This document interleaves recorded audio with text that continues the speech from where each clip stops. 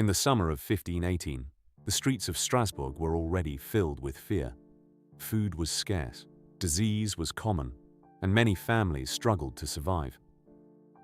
Then, on a quiet July morning, something happened that no one could explain.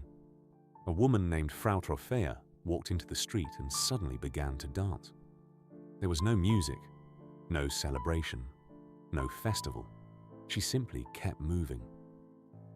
People laughed at first, believing she would stop after a few minutes. She didn't. Hours passed. The sun went down. She was still dancing. The next morning, exhausted and barely able to stand, she continued moving as if an invisible force controlled her body. Witnesses said her feet became swollen and bloody, yet she could not stop. Neighbors begged her to rest. Her family tried to pull her away. Nothing worked. Then the impossible happened. One by one, other people began dancing too.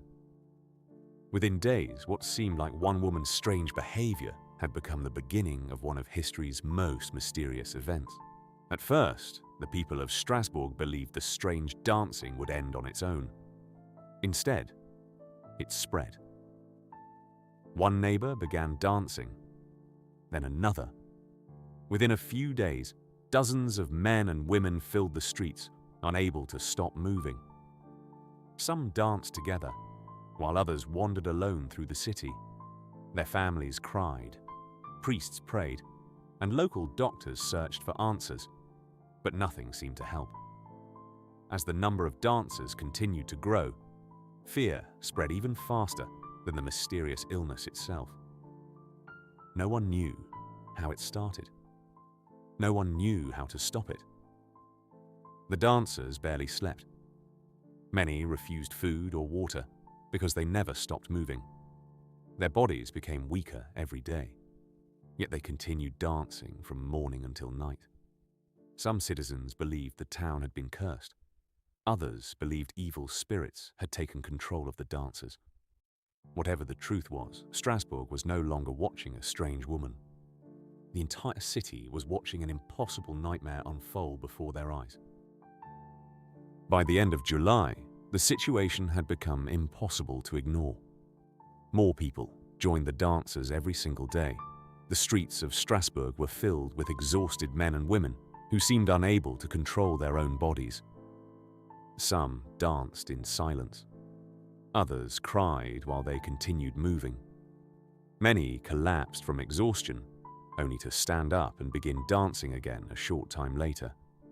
City officials gathered to discuss what was happening, but no one could offer a clear explanation. The doctors believed the dancers suffered from an illness caused by overheated blood. Instead of forcing them to stop, they suggested that the dancers should continue until the strange condition left their bodies. It sounded unbelievable, but the city accepted their advice.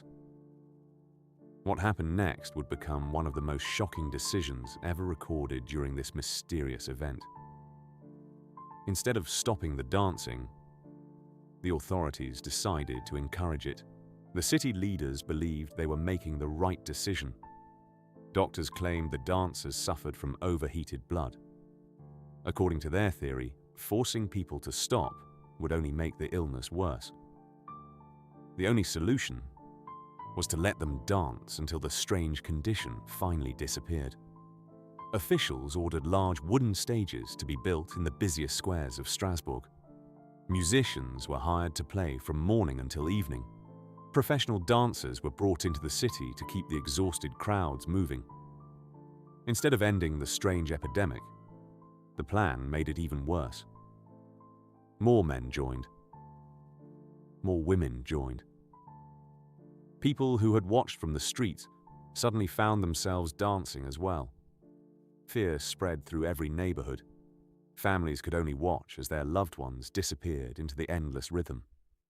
What had begun as one woman's unexplained dance had become a citywide disaster. The authorities had tried to stop the nightmare. Instead, they had helped it grow. As August approached, the city finally admitted its plan had failed. The music did not stop the dancing. The wooden stages changed nothing. Every day, more exhausted people appeared in the streets. The authorities had run out of answers. Many citizens believed this was no ordinary illness.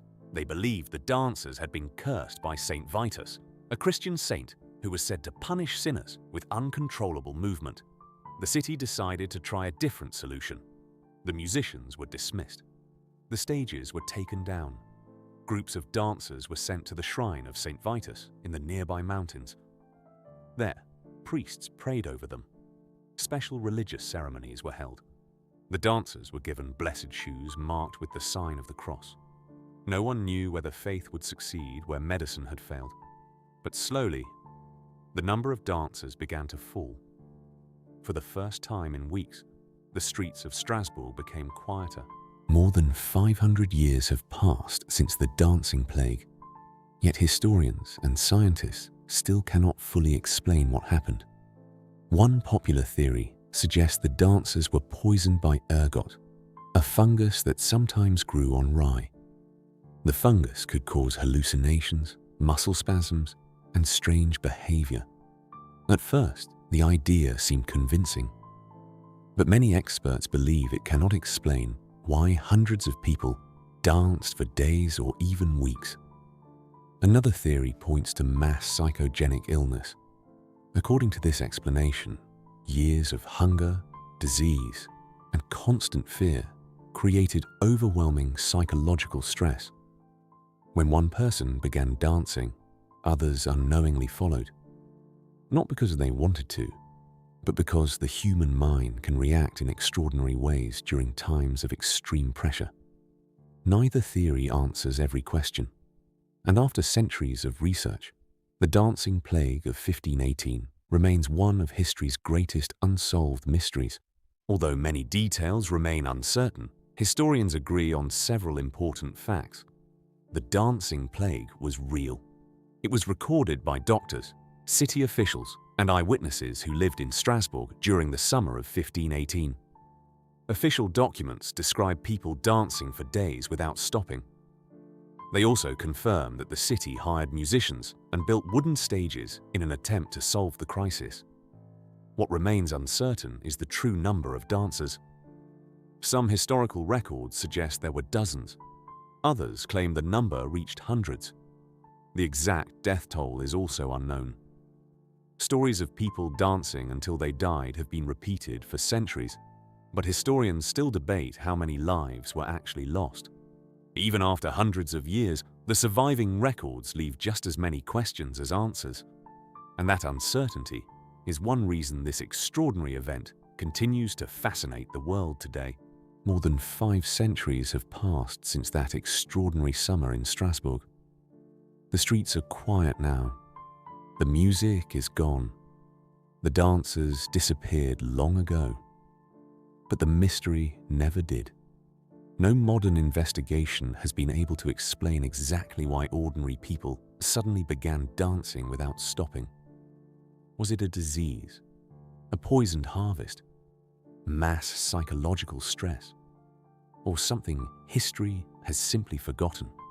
The surviving records tell us what people saw. They tell us what the city tried to do. But they never reveal what truly caused the nightmare. That is why the dancing plague of 1518 remains one of the strangest events ever recorded. A story where the facts are real. The witnesses were real. Yet the answer is still missing. More than 500 years later, the world is still searching for an explanation.